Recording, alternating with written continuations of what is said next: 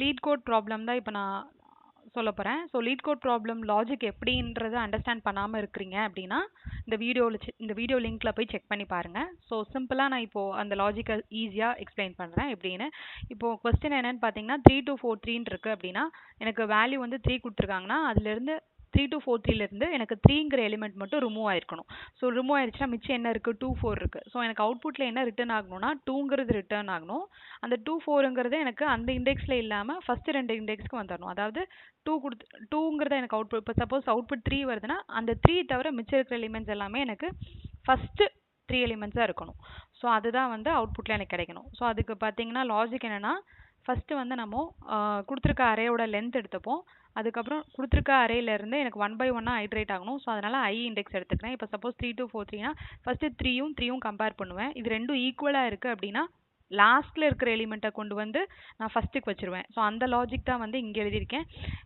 லாஸ்ட்டில் இருக்கிற எலிமெண்ட் என்ன n-1. ஸோ n-ஐ கொண்டு வந்து நான் ஃபஸ்ட்டில் வச்சுருவேன்.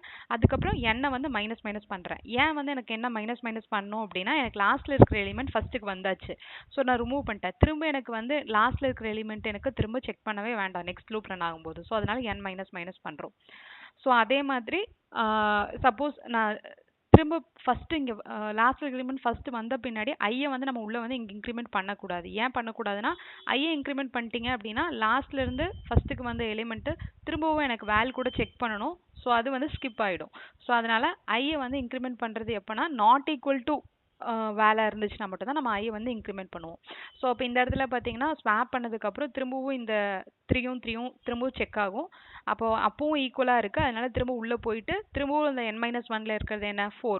அப்போ 4 வந்து 3க்கு பதிலாக வந்துடும். 4 2 4 3ன்னு வரும். லாஸ்ட் 2 என்ன வந்து நான் -1 பண்ணுறேன். அதனால் என்னோட வேல்யூ வந்து இப்போ 2 ஆகிடும்.